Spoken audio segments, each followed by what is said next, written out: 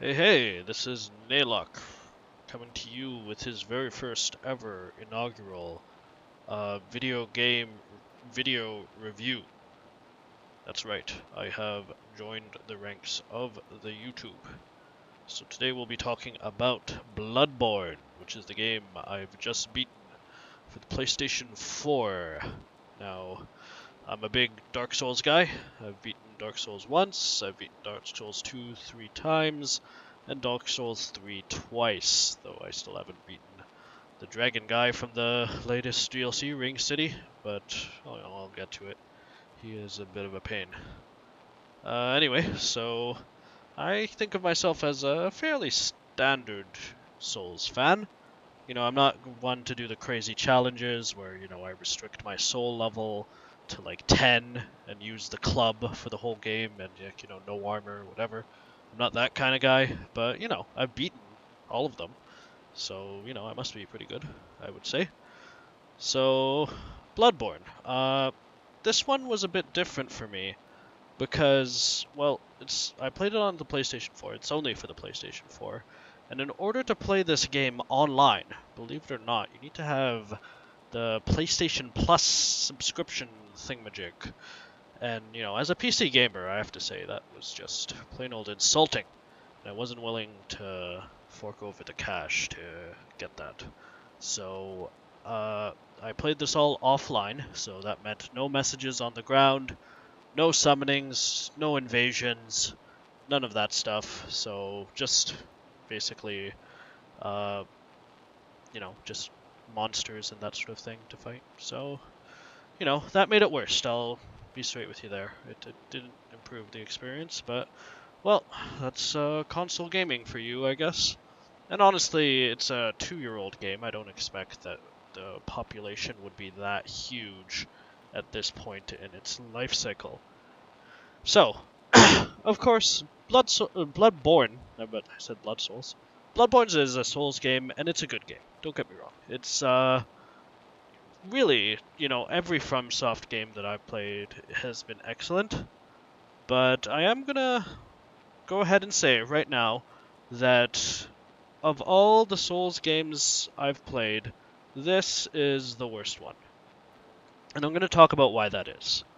So, the first reason would probably be because, this system, the Souls system, is getting a little easy, at least for me. I've played a lot of Dark Souls games, all 3, and I know how it works. I know that it essentially, 99% of the cases, what are you supposed to do? Well, you're supposed to dodge their attack, wait for them to give you a pause, and then go in for your own strike. You're supposed to heal when you have a window of opportunity to do so, and all of that good stuff. So I know how this business works, and, you can only give me the same thing so many times before I sort of get really good at it.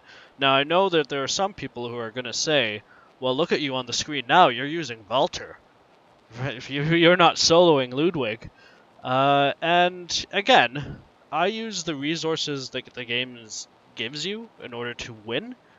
And, the game gave me Valter, and I see no problem in using him to get what I need done.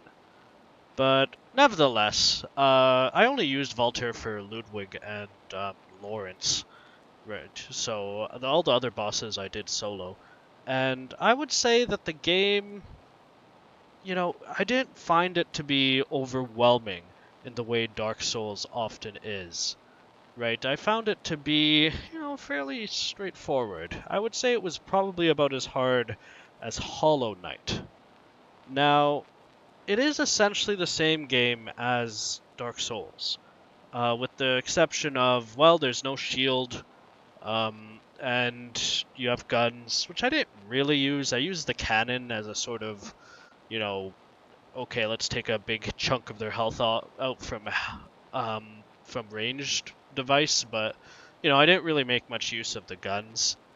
And beyond that, there's that rally system where if you hit someone after taking damage, you get your health back. So it's basically Dark Souls, other than those two things, and it essentially gives you the same game. And there's only so much that that system can do, and I think it's probably about time that they start to change it, right? That's probably what they need to do in their next project, right? I don't know what they need to do, maybe add jumping or something like that.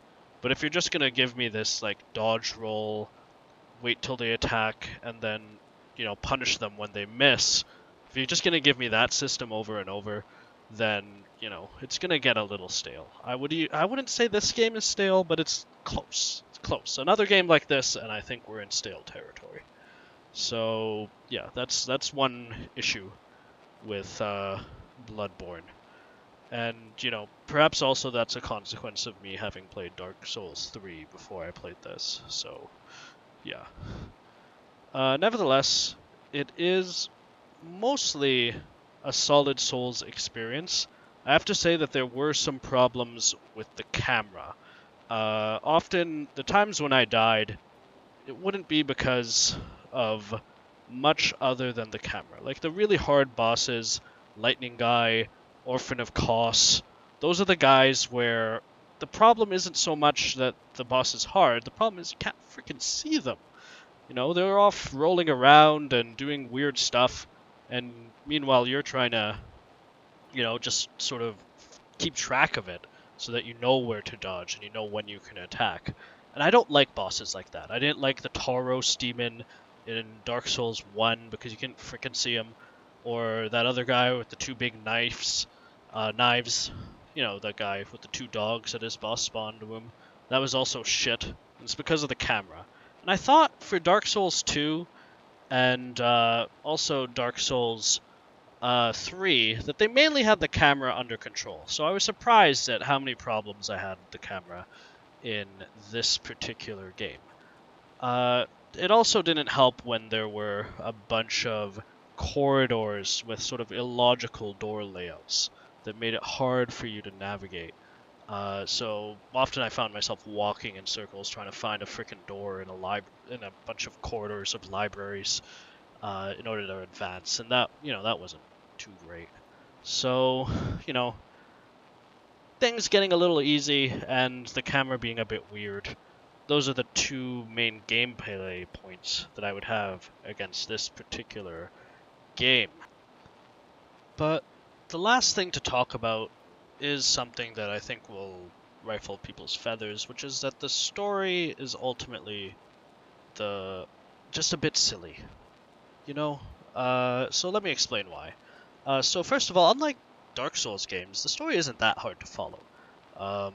There was a church, they found a bunch of stupid crap underground. The stupid crap had blood, and they just said, hey, let's put that in ourselves and see what happens. And so everyone became a werewolf or a tentacle monster. They got hunters to go after the monsters, and then there's Cthulhu, and blah blah blah blah blah. See, the problem is Cthulhu blah blah blah blah blah, right? That story, the Cthulhu thing, is not very interesting, at least not to me. I find the storytelling style of the Cthulhu mythos with these big pronouncements that are meant to be meaningful with a capital M, where we say things where like our eyes are yet to open, and we talk about things like eldritch truth, and it's all this insane truths that mankind is not prepared for, and all that stuff. It's not very compelling. And the reason it's not very compelling is that number one, it's tired. It's, sort of been done over and over. H.P. Lovecraft lived a long time ago. And, it's also just predictable. You know the answer to these questions. There's not going to be a happy ending in a Cthulhu story, right? That's sort of the whole idea, right? So, whereas Dark Souls, that was a fresh story. At least it was fresh to me, right? With the story of this light and dark cycle that is endless, and that we learn more about gradually over 3 games. Like, that was something that I didn't really know what to make of. until I learn more about it through the game. With this, though, once you know that it's, okay, this is a Cthulhu story, you sort of know how it's going to go. You know that these damn tentacle things are going to be doing bullshit, and there's ultimately not much you can do about it one way or the other. So that was a problem for me, right? You know, it doesn't really feel very compelling. And part of the reason for that is that I don't feel that I really have control of what's going on in the game or where my character is going in a story like that. What I'd like to do in this story, where there's a bunch of stupid monsters are making everything bad, is to kill the monsters and, get rid of them forever. But in this story, you know from the beginning that's not going to happen. Some stupid bad thing is going to happen instead.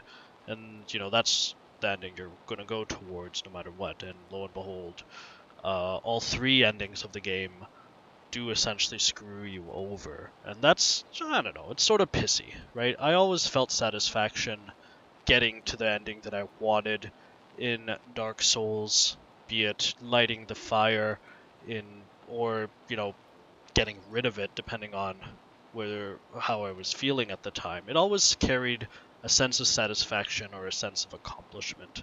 Being turned into a tentacle baby is not really, my kind of victory celebration, but of course this is a Cthulhu story, so that's what's damn well gonna happen. Now, the other problem that I found with the game is just the fact that none of the characters really felt noteworthy or like someone I was attached to. Like, take Gerben here. He's, I guess supposed to be the Gwyn of this game. And we never actually see Gwyn talk or hear from the guy or, know a thing about him. But he is such a better character than Gerben, who's sort of hanging around the Hunter's Dream for the entire game. Because Gwyn, had this history behind him. And, you actually, because your player is essentially trying to pick up where he left off, you're sort of automatically sympathize with him, right? And you sort of also are left with this sort of feeling of awe whenever you encounter Gwyn, be it in the first Dark Souls game or as the Lord of Cinder in Dark Souls 3. With Gerben, I don't know. He was just sort of there, and I never really felt much humanity in him. And the same thing goes for the other characters that are sort of along for the journey in this game, right? I'm talking about people like the Hunter of Hunters, whatever her name was, or that guy with the wheel, right? These characters don't really feel attached to your character in the way that characters like Solaire or Lucatiel or Henri did in Dark Souls 3. In Dark Souls, those three characters, their journey was a part of your journey, and you felt their presence whenever you met with them. Like, it was exciting to see Solaire. It was exciting to meet Henri again. It was exciting to meet up with Lucatiel and see what was going on with her character. And that's why, ultimately, there are characters in this game, and whenever they, would die or end up giving birth to some sort of tentacle demon, I wouldn't really feel anything, because who cares? Who are these people? I'm not invested in any of them. I don't really care if the prostitute lady gives birth to whatever that was. It's fine. She can do what she wants. So, ultimately, without that personal connection, all these extreme acts of violence that the game throws at you sort of fall flat. So, don't get me wrong, it's still a great game, and FromSoft is still probably one of the best, but I don't want a sequel.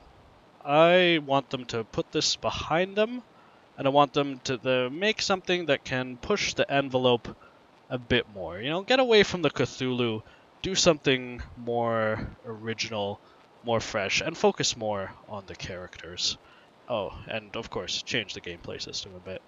So that's my first video review. Hope you didn't hate it too much.